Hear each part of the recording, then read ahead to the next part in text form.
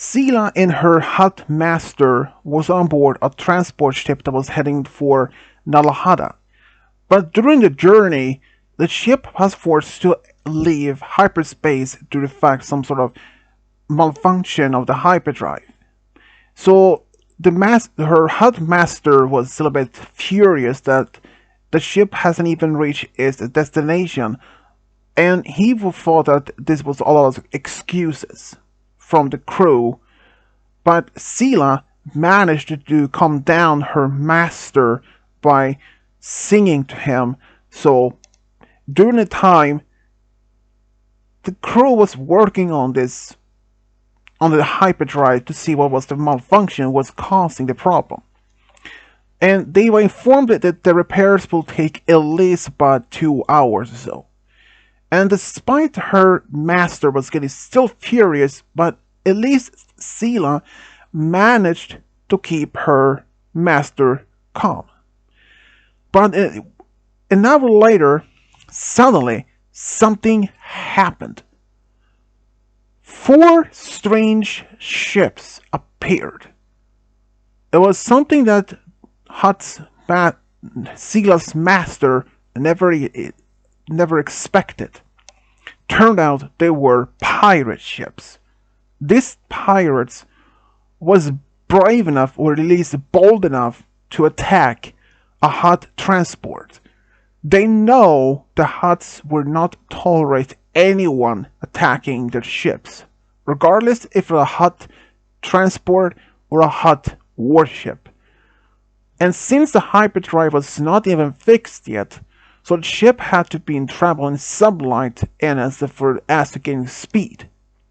Unfortunately, that was not even close to the speed of they required. The hut master demanded the crew to get the hyperdrive online as soon as possible because the shields wouldn't hold for long. And since this transport ship had a very limit of weapons, and the shields were not even strong enough, as it was not even compared to one of the hut's warships. So the crew worked very fast to have the ship repaired. And then suddenly, the shields were about to almost be failing when the hyperdrive suddenly activated. And suddenly, they jumped back into hyperspace. But the pirates actually fire up on the ship behind them. But some mysterious things happened. They were only in hyperspace for less than a minute before the ship left the hyperspace. And the hut master of Zela demanded to know what happened. But at least one thing that the crew could tell the master, that those pirate ships weren't behind them. They wouldn't even follow them. And they hadn't even traveled that far. So the master had no idea what actually happened. But then suddenly the ship's warning systems went off. Because it turned out the hyperdrive system took some severe damage, and the hyperdrive's power source was getting more and more overloaded of the energy. Unfortunately, it was not much anything that they could do, since there was nothing much they can do because the engines also have been damaged. And Zela's hut master informed the crew to fix the problem while he took his Twilight Dancer to the escape pods just in case if they failed. But unfortunately, as he was getting to the escape pods, Zela was in the escape pod, but suddenly some malfunction in the system caused the escape pod's door to hatch to close and ejected the escape pod from the ship, and she could see her master from the small window almost terrified or almost furious because she believes maybe that her master believes that she managed to eject the escape pod before her master would step on it. But there wasn't even that. And only a moment later, the whole ship exploded. Everyone on board, including the whole crew and Zela's hut master, died in the explosion. And she had no idea what to do because she hasn't even any pilot skills. So she let the pod fall towards this planet and crashed. And it crashed in some sort of unknown environment. Because it turned out the ship had arrived close to a planet.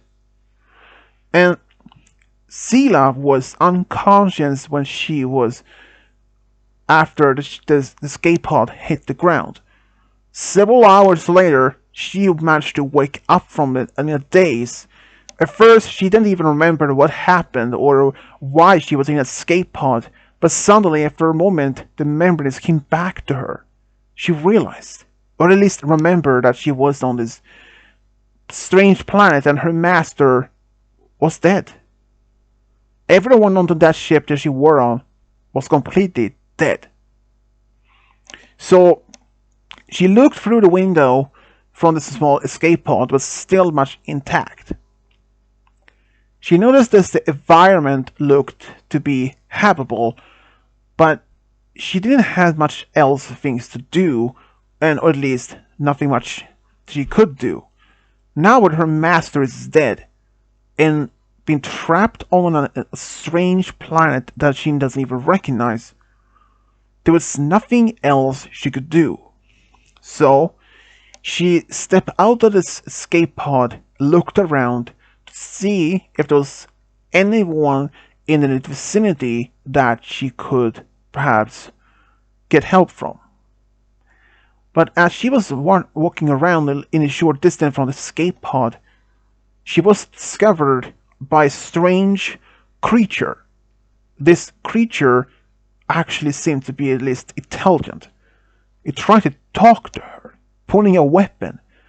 She had no idea what to do, because this was really unexpected.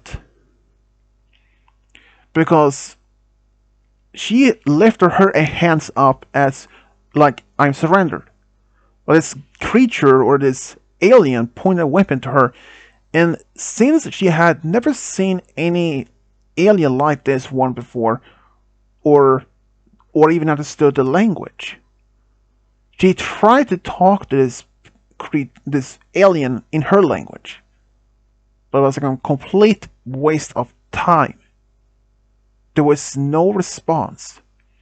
This alien pointing her weapon and make her move and make her to follow him or it to a location, and that was all that she could do. She tried to talk to this alien, but still completely useless. It was like they didn't even understand each other.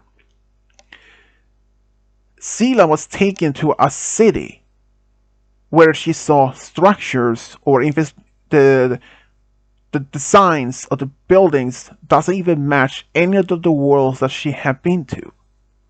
And so she was taken to what it looked to be a very important building.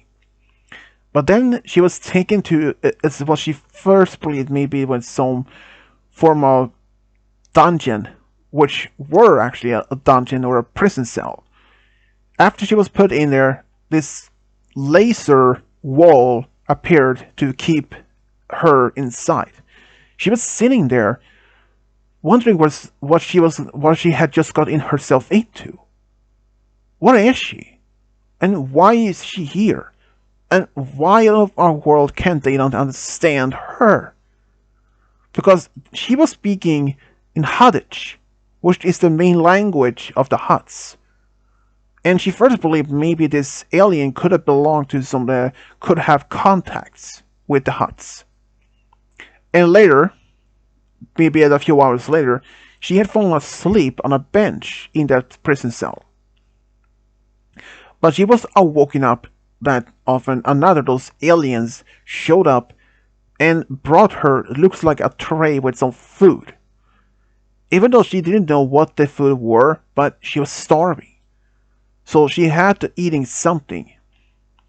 After her courage, this alien actually watched her, and once again she tried to talk to her, this alien with the Haddish language, no work. She even tried with Galactic Basic Standard, nothing. It was like completely worthless.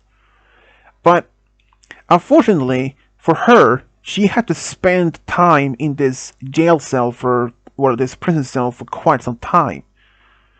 These aliens came back and forward to her to try to talk to her, but still no conversations. There was like a complete language barrier. There was nothing that they could do. And so it seems to her that the aliens was getting frustrated that they wouldn't even get the answers they wanted to. So one day she was taken to it looked to be a dark room where she was hold to a machine, and she was afraid that they was gonna killing her. But they didn't. They what they did was putting her through some sort of a machine to at least it somehow used some form of a laser, but not like a dead laser, but this like a it's like a light. It flashed in her eyes, and after a moment, she was dazed again and thinking back to the prison cell. A few hours later, same aliens came back to the cell, and they asked her again. She now could understand. Both of the aliens nodded to each other and said the process worked. She asked what the machine were. They explained to her that this machine somehow download information. Well, at least they they explained this machine can download information in someone's brain. Well, it's a certain information that's required, like say, to understand the language. So now she can speak their language. So they again who she is. She's saying that her name is Zela, and they also asked her, was an explosion of their planet a while back. She explained that was her hot master's transport ship that was exploded. She is the only one who survived, apparently. They looked at each other and told her, what's a hut? She is curious and asked, you don't know what a hut is? They both said no, never heard of the species. She tried to explain what they are and how they look like. They said they had never seen anything like it, and they'd even never seen an alien like herself. She explained that she belonged to a species called Twi'lek. They never even heard about it. She asked if she is an enemy or if she is an ally to Earth. She looked curious and a little puzzled. Earth, she said. She had never actually heard of that planet before. So one of the aliens told the others in the same language, probably take her to the prophet. The others nodded, and the prophet was later turned out to be a religious leader among the covenant, which they turned out to the Zela. This covenant leader, the high prophet, actually demand to know more about herself, like what is her species called, which planet she's from, and why she's there. Well, she explained as best she could. Her name, what species belongs to, and what planet she's from, that she belongs from the planet called Rylot. And the High Prophet never even heard any such things at all. So he was taken, he gave order to this Zela taken back to the cell. During the time, she actually had to understand that she was on the planet called Sanghelios, and the species called Sangheli. And one of the people that talked to her at the cell was a silent shadow leader named Resa Resa Azavayl, Avil, and or as she will refer as Risa.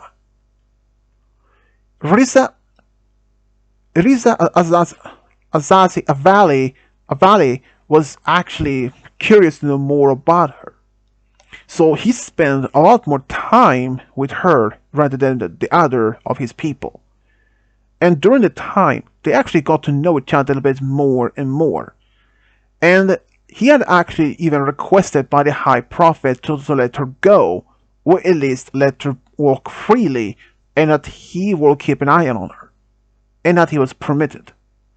So she was allowed to walk around in the palace or in town with Resa Azavayl as like a bodyguard or a prison guard. But during this particular time, Zela realized she was not in the same galaxy that she was from. Because he had told her a lot more of this galaxy and of the species that it belonged to, and even showed maps or pictures of different species that the Covenant took part of.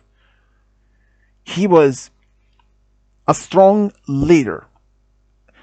But during this time, the High Prophet actually had decided to let her go completely. They didn't have any use for her whatsoever, since she doesn't seem not have any connection with Earth or the humans or as well as that. But since she had no otherwise anywhere else to go in this new galaxy, so she asked for permission to remain on Sanghelios. At first, the High Prophet thought maybe this was a bad idea. But Resa Azavayl actually managed to convince the High Prophet to let her stay. He explained, since she has no other way to go, where would she even go? And if she was found by the humans, they probably would like to ask where she has been, or where she's from, or if she knows anything about the Covenant, or anything like it. The High Prophet realized that may be a good point, so she was given permission to stay there. And she actually stayed in the home of Resa Azavayl as by his permission.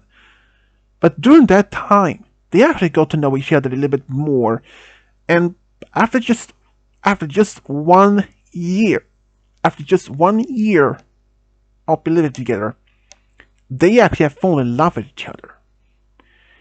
And they actually loved each other. They actually admitted it openly in public. But he was a military leader, and she was a dancer, or at least a civilian. Among other of his people, they didn't like that he was dating or is in a relationship with a non-Sangheli species. So he had only two options. One, break up with her, or two, leave the military service completely and live a civilian life with her somewhere else. She told him that she would even force him to leave the military service that seems to be liking. But he said, "My heart belongs to you, no matter how far it will be between us." So he announced to the High Prophet that he is leaving the service. First, he was trying to convince me that it was not for the best, but he had his mind set, so they let him go. So both Zela and Resa Azavayl left Sanghelios in his own ship and traveled to somewhere else. They went to a small planet they know of, another Sanghelios colony, where at least they were accepted, where they decided to start a family, or at least getting married. They have this Sangheli ceremony or ritual in order to be as as equal to as a married couple. Zela, she had a little bit difficult to adjust, to adapt to a whole new lifestyle. But luckily though that she managed to get some new friends among the Sangheili people on this particular colony. What about her husband? Resa Azavayl, well, he actually became as, well, he became a martial art instructor on this colony. But after about being married for 2 years, they wanted to start a family, but unfortunately it turned out they were not able to have any children together because they are two different species. So, they decided to adopt. They managed to find a family who had just lost their parents, and there was only two children left in the family, two daughters. So Zela and Resa Azavayl decided to raise those children together, which they did. At first, the daughters were a little bit hesitating to believe that Zela was their new mother, or at least they were afraid of her because she was not a Sangheili. But they actually got used to her after a while, and Zela, after all this time, now she was actually free from being a slave to the Huts. At least that she didn't have to be worrying that the Huts would send another ship to find her because she was not in the same galaxy anymore as she used to be. And Resa Azavayl, well, or Valil, he actually, he doesn't even regret that he left the military service. He actually got used to live as a civilian lifestyle, having a wife, having two children. For that, he doesn't matter, no matter what happens, he actually loves her more than anything. Because the love between them was an unbreakable bond. And for that, he loves her more than anything. And this is how Zela and Resa Azavayl got from a true love, got a big family together. The end.